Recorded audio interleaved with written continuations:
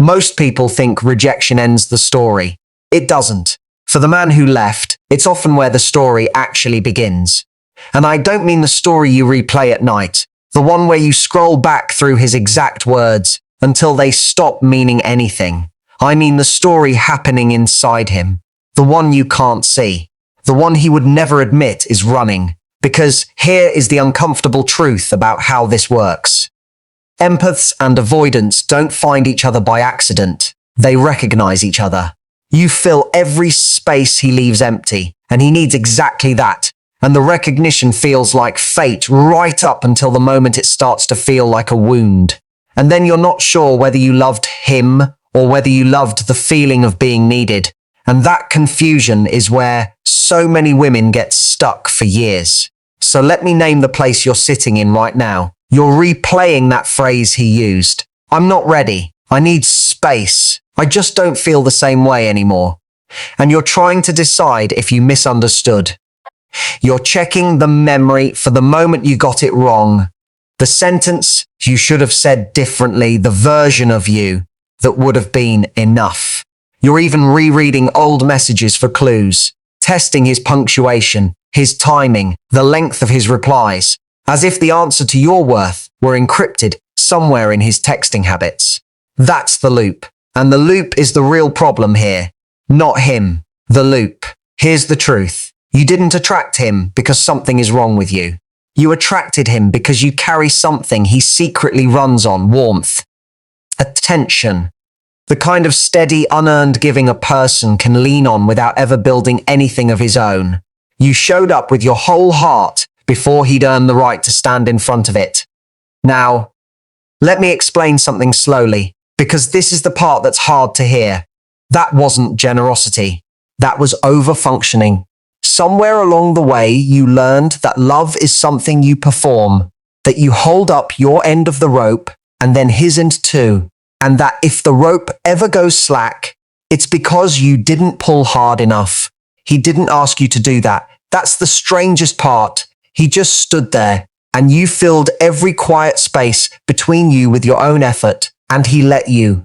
That's what avoidants do best. They let. I want you to notice something about the word empathy, because we treat it like a personality trait when it's actually a skill. And like any skill, it can be aimed outward, at everyone else, or aimed inward, at yourself. The super empath doesn't attract the avoidant because she's broken. She attracts him because she's the only one in the room doing the emotional work of two people. She reads his mood before he names it. She gives him room when he pulls away. She makes the apology easier, the excuse smaller, the timeline more patient. She is, in effect, holding the door open for a man who has never once held it open for himself. And what does he learn from that? He learns he doesn't have to grow. He learns that the bare minimum gets the full experience. He learns that he can leave, and the warmth will still be burning when he wanders back, because it was always burning, because it was never conditional, because she turned her own giving into something he could take for granted. That's the mechanism, and it runs on your empathy the way an engine runs on fuel. Now, before we go any further, let me make sure you understand the two people in this story, because both of them are running a pattern they didn't choose. He's not a villain. That matters. If you make him a villain, you'll never see him clearly, and you need to see him clearly. He's a man who learned, early and often, that closeness is dangerous, that needing someone is the first step toward losing yourself, that the safest position in any relationship is 1 foot out the door. His whole nervous system is organized around a single belief. If he lets you in all the way, you will either leave him or consume him, and both endings feel unbearable to him. So he does what avoidants do when intimacy starts to feel real. He finds a reason. He finds the flaw. He tells himself the timing is wrong. He tells you he isn't ready. And the tragedy of it is, he believes himself when he says it. That's the cruel part. It's not a lie. It's a fear wearing the costume of a fact. And you, on your side of the story, learned the opposite lesson. You learned that love is something you earn, that attention must be traded for behavior, that if you're good enough, generous enough, patient enough, The other person will finally choose you the way you've been choosing them. You learn that your worth lives in somebody else's eyes, and that when those eyes look away, you've lost something real. So when he pulled back, you pushed forward. When he went cold, you got warmer. When he said he wasn't ready, you heard a puzzle to solve instead of a sentence he'd already passed on the relationship. And I need you to hear me on this. That's not love. That's a self-worth emergency wearing the costume of devotion. Here's what most people miss about that arrangement. It isn't sustainable for you, and it isn't comfortable for him. You think he's at peace because he's the one who left. But a man who takes and never gives isn't at peace, he's in debt. He just doesn't know the debt exists until the payments stop coming. And the same pattern shows up in the smaller moments, the ones you barely notice. He keeps you waiting and you forgive. He forgets something important and you make it easy for him. He gives you less than you give and you tell yourself he's just going through something. Forgiveness is a beautiful thing until it becomes the rent you pay to stay in a room you deserve to own. Somewhere along the way, you learned that tolerating less than you deserve is the price of being loved. And every time he let you down and you smoothed it over, you taught him that the standard you set was the standard he could ignore. He didn't break your standard. You lowered it for him. And lowering it is the only part of this story you were ever in control of, which means it's the only part you get to change. So there you are, 11 at night, phone face down on the nightstand, and you're not really asking whether you should text him. You're asking whether your silence will cost you the last chance you have. And the answer is the opposite of everything your fear is telling you. Which is why, before I tell you what to do, I need to show you what's actually happening underneath all of this. Because the woman who understands the mechanism stops guessing. And the woman who stops guessing stops making it about herself. And that is the beginning of everything changing. Here's what actually happens in a man's mind when he's the one who leaves and the woman goes quiet. And I want to walk through this with you one piece at a time because the sequence matters. It's not one thing that happens, it's a chain. First, relief. Let's be honest about that. In the first days after a breakup, a man like him feels lighter. The pressure is gone. No more conversations about where this is going. No more eyes on him, waiting. No more feeling like the answer to a question he doesn't want to answer. He told himself he wanted space, and now the space is real. He exhales, he goes out, he enjoys the version of freedom he's been telling himself he needed. And here's the thing about that relief, and you need to mark this. Relief is not happiness. Relief is what you feel when a weight is lifted. Happiness is what you feel when something you love is present. He feels relief because you're gone, and he mistakes it for proof that leaving was right. It isn't proof of anything except that pressure was hard for him. And the pressure was never really you. The pressure was intimacy. The pressure was being known. Then something shifts. The relief settles, and into the quiet, something starts to appear. First, it's a void. That's all it is at first, a shape where you used to be. He doesn't even notice it consciously because avoidance is a mastery of not noticing. He notices the chair is empty. He notices the phone doesn't light up. He notices the goodnight message that used to sit at the end of his day like a bookmark, and it's just gone. And a void, left alone, doesn't stay a void. A void becomes a vacuum. Nature abhors a vacuum, the saying goes, but here's what nobody tells you about that. A vacuum isn't filled by other people, it's filled by pressure.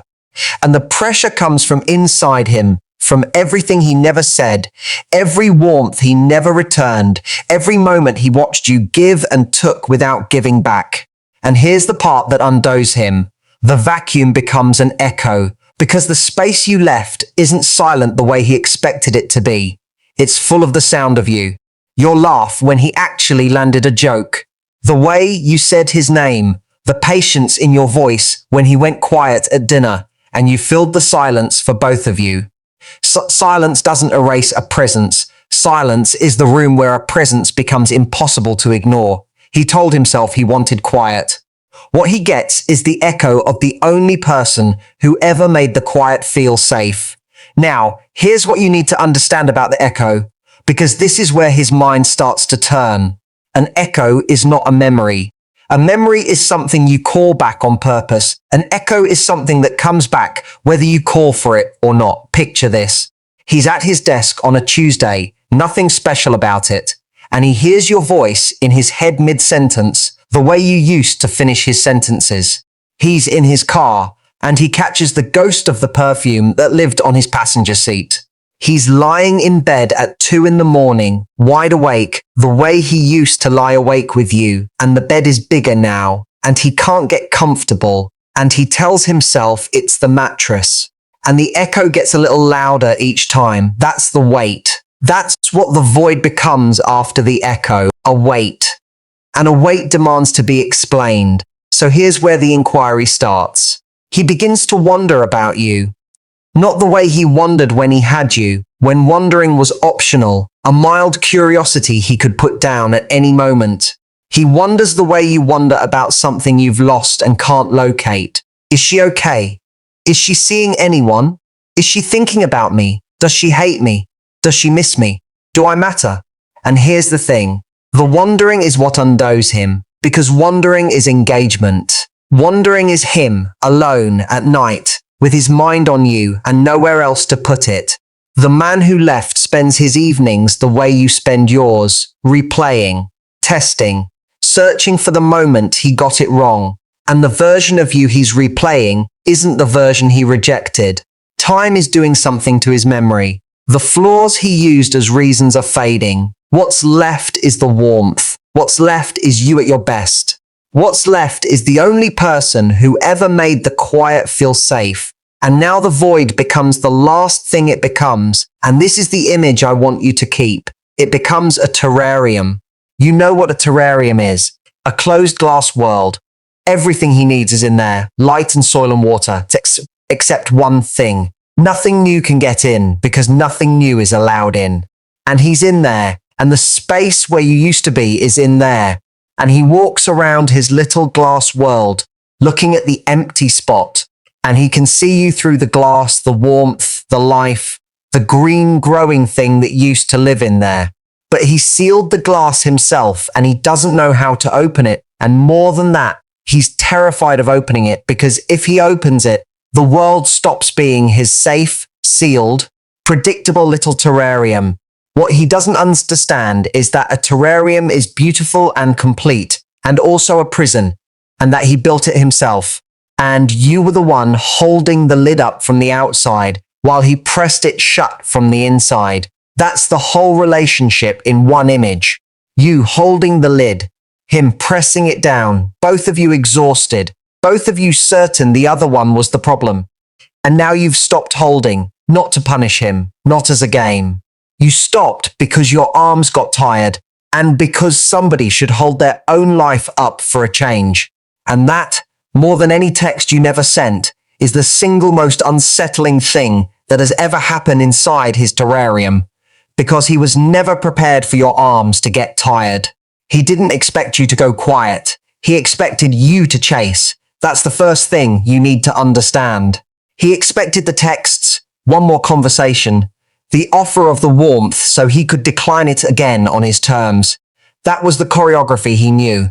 He's ended things with women before, and the script is always the same. She pushes, he pulls, she pushes harder, he eventually goes numb, and the whole thing dies a slow, boring death.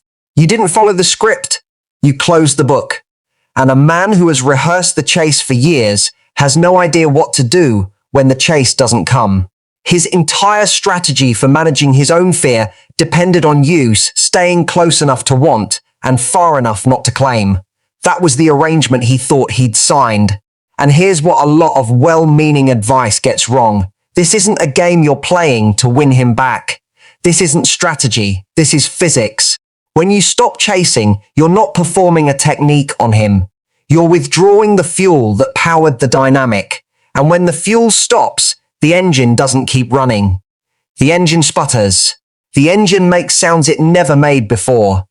The engine starts asking questions it was never designed to ask. And that's where the silence becomes a mirror. Think about it like this.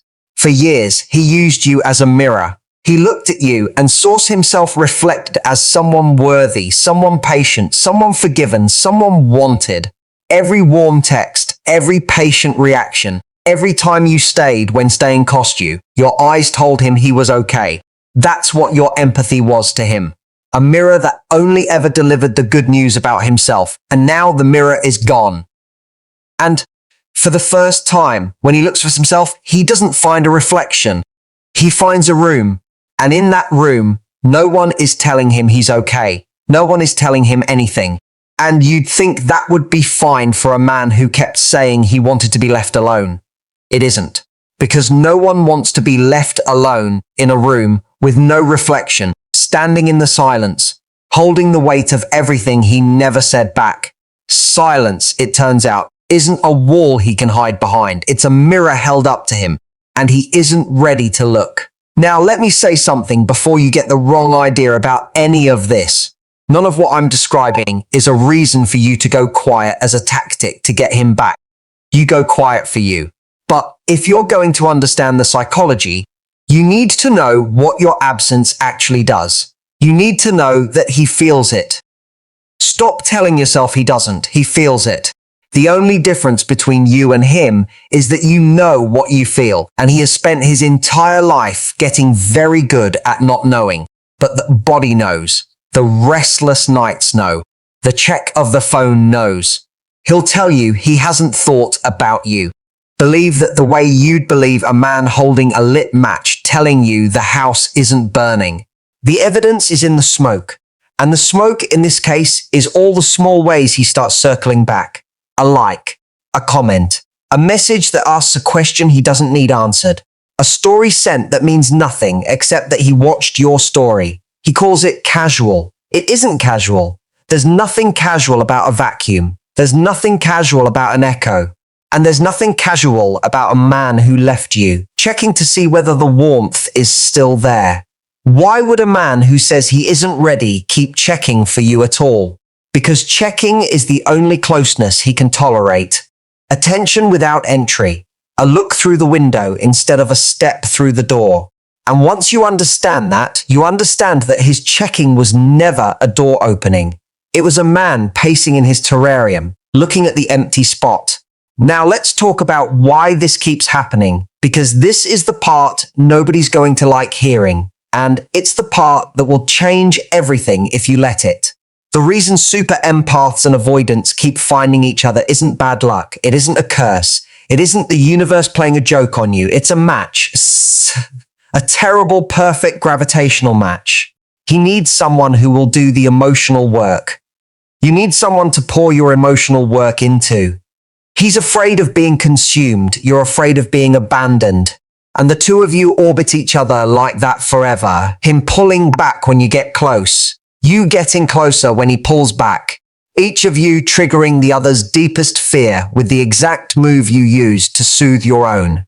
Think about it like this. He's afraid you'll leave him, so he leaves first. You're afraid he'll lose interest, so you try harder. And every time you try harder, he needs more distance. And every time he takes more distance, you try harder. It's a machine. And you're both standing inside the machine wondering why it hurts so much.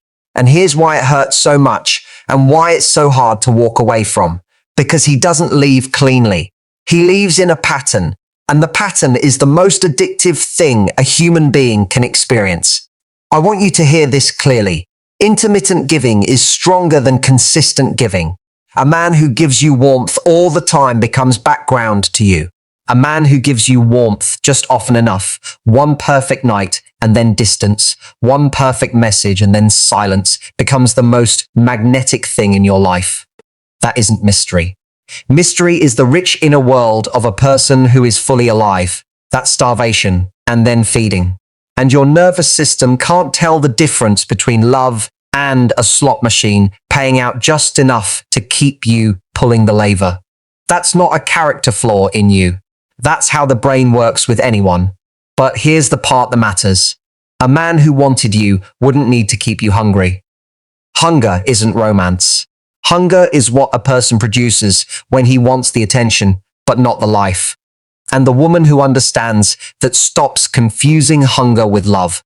You ever wonder why he could be so present one weekend and so gone the next?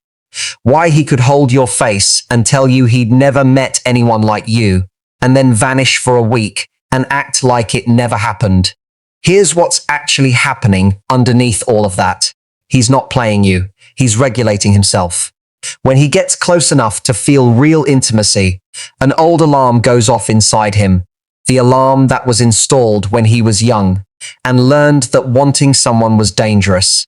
So he does what he learned to do. He retreats. He deactivates. He convinces himself it wasn't that serious, that you're too much, that he needs space, that the timing is wrong. And then, alone again, safe again, the pressure drops and his feelings come back and he circles closer. And the closer he gets, the louder the alarm. And the louder the alarm, the farther he runs. He isn't cruel by nature. He's a man on fire running away from the only water that could put it out. Convinced the water is the danger. And you keep offering the water. And he keeps burning. And you keep blaming yourself for not being soothing enough, not calm enough, not enough to make him stay.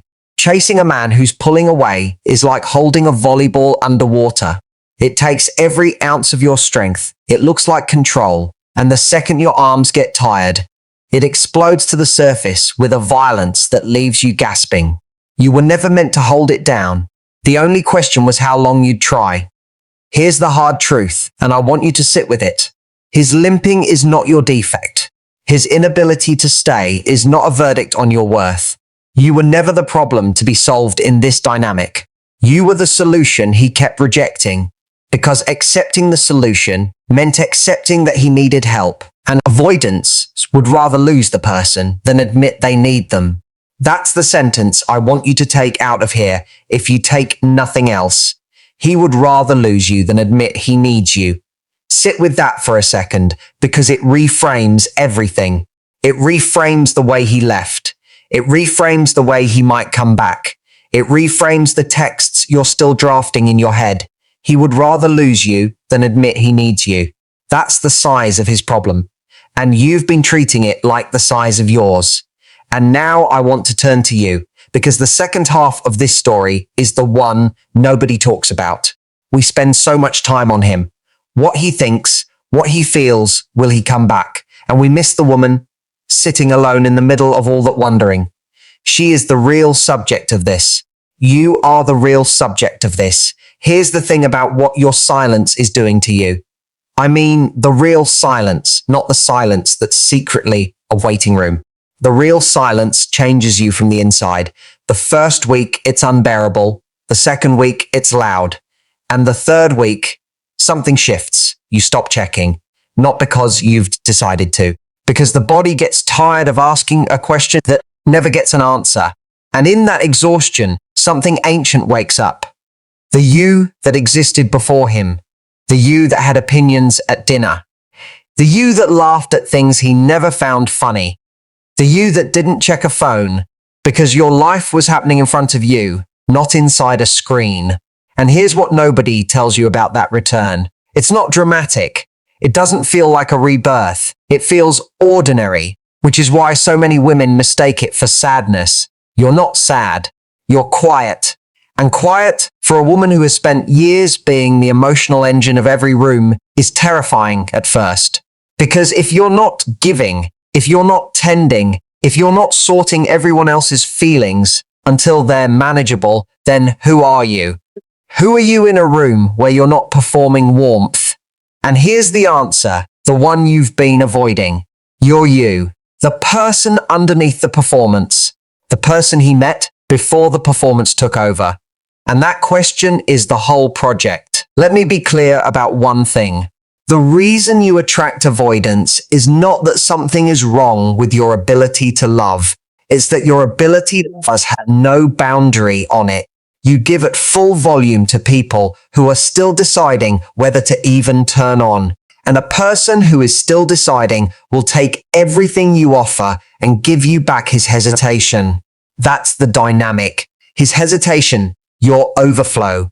And you've been reading the overflow as proof of your worth and the hesitation as proof of your failure. And both readings are wrong.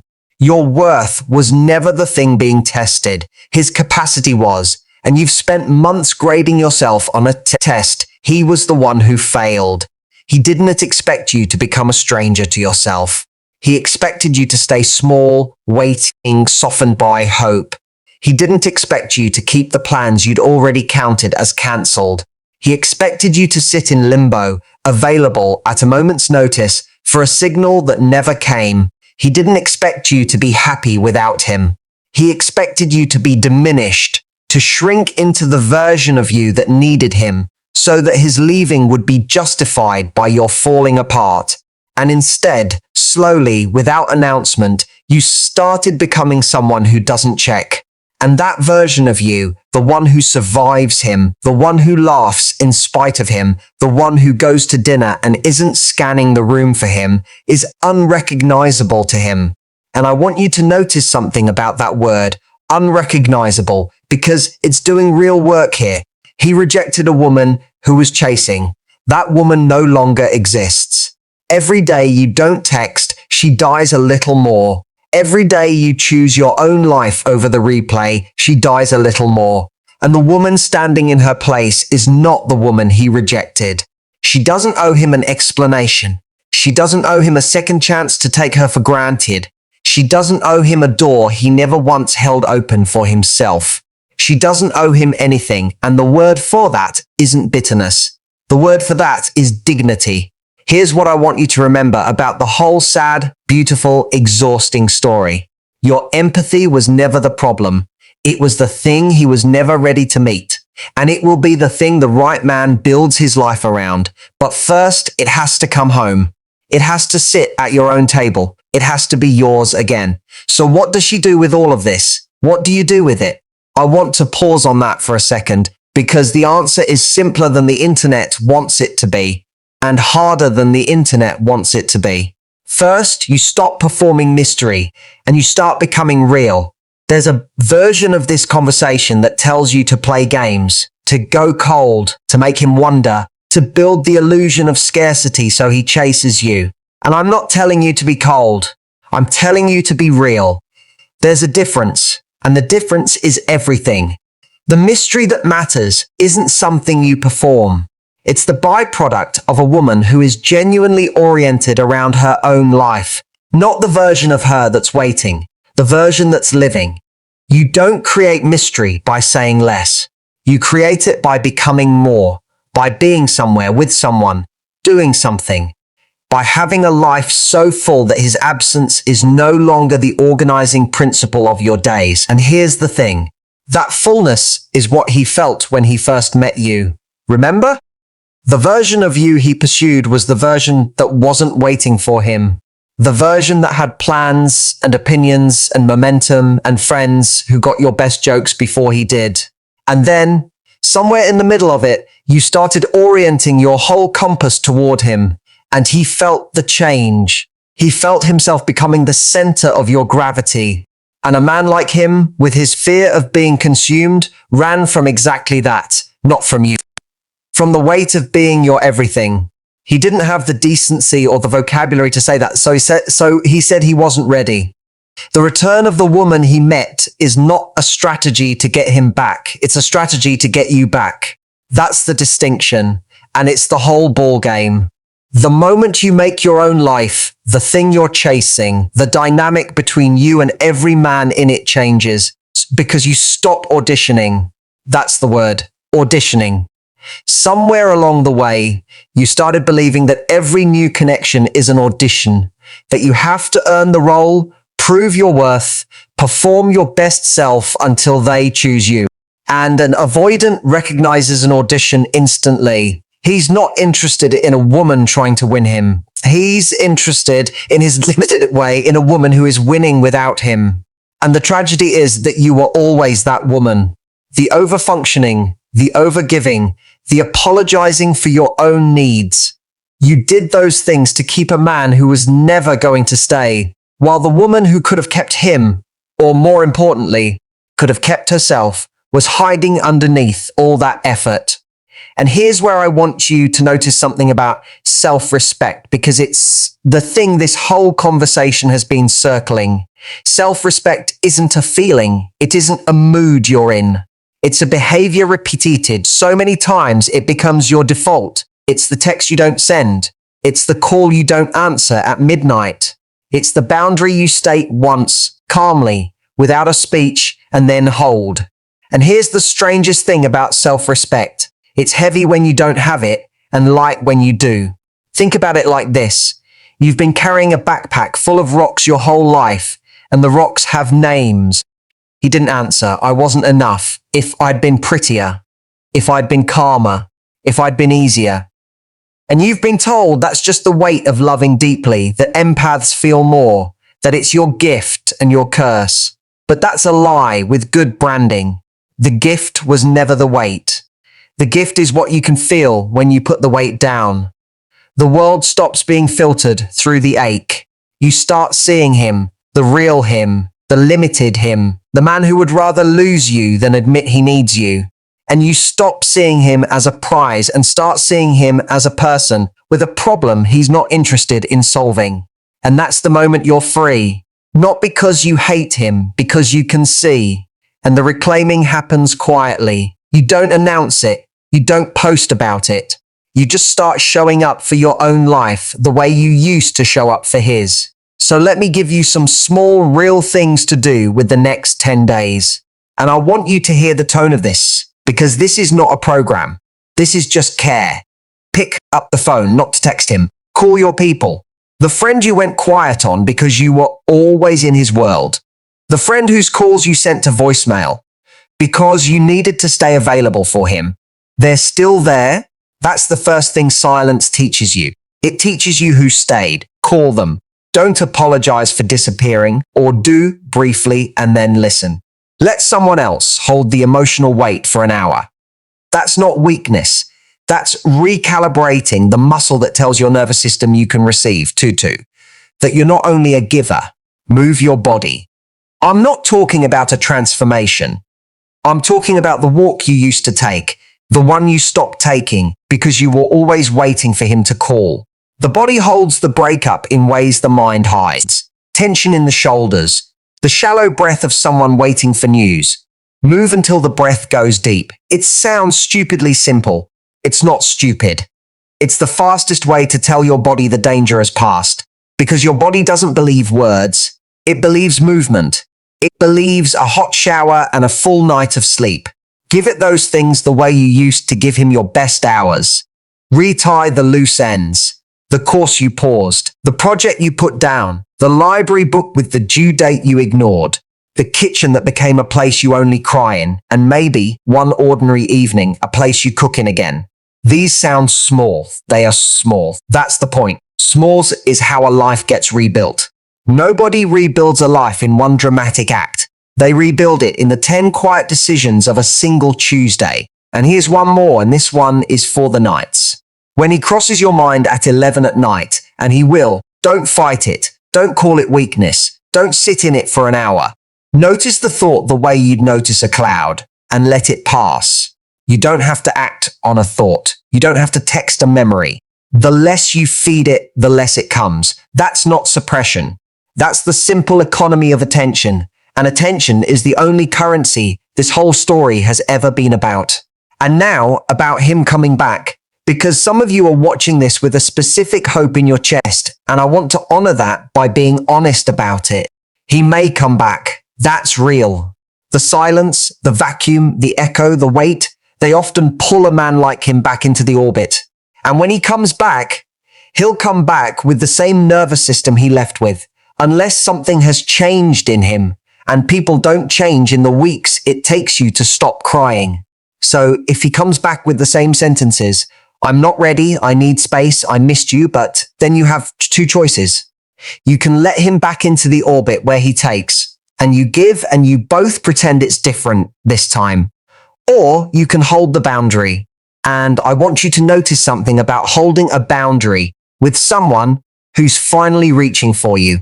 It is the hardest thing you will ever do, harder than the breakup itself, because it means saying no to the exact thing you've been starving for.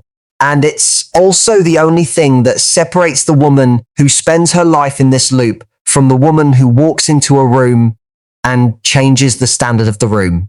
Here's the thing. The reunion that changes a man's life is not the reunion where he gets you back. It's not the reunion where he takes the warmth for granted one final time.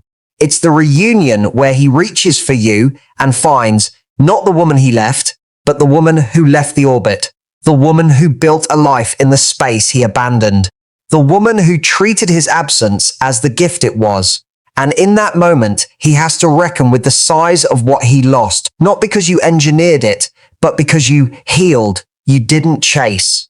You didn't scheme. You kept living your life at full volume, and he has to stand outside it and know, with perfect clarity, that the door he keeps knocking on is a door he closed himself.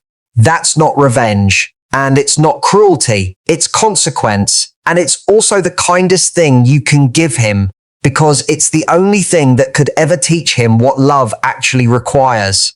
But here's the part I need you to hear even more clearly, because it's the part we never prepare women for. The point was never him. The point was never the comeback.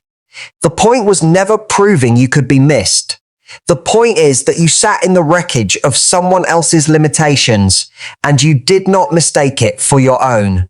You let the empathy go where it belonged, inward for once. You let the warmth be for you. You found yourself at the bottom of the loop, and instead of climbing back up into the same machine, you built a new floor. So here we are. Let me answer the question you've been carrying underneath all of this. Why does the super empath always attract the avoidant? Not because she's too much. Not because she's broken. Not because she's doomed to repeat it. Because she's the only one in the room doing the emotional work of two people. And because she hasn't yet learned that she is one of the two people. That's it. That's the whole mechanism. He wasn't ready, and that's his story. You were ready to pour yourself out for someone who wasn't ready to pour back, and that's yours. And only one of those is something you can repair. Your empathy was never the problem. It was the thing he was never ready to meet, and it will be the thing the right man builds his life around. But first, it has to come home. It has to sit at your table. It has to be for you. The same tenderness you gave him, turn toward the person who needed it most and received it least. That's what self-respect actually is. Not a wall, a homecoming, no announcement, no audience, just a woman who finally holds the door open for herself. And I'll leave you with this, because it's the truth that changes everything the moment you actually believe it. The silence was never empty. It was full. Full of the sound of you coming back to yourself. Full of the life you get to live now that you're not living his. And one day you'll look back at the woman who sat alone at 11 at night, phone face down, aching to be chosen, and you'll feel the strangest thing for her. Not pity, gratitude. Because she was the one who finally let him go. So that you could find the person who was waiting for you all along. You.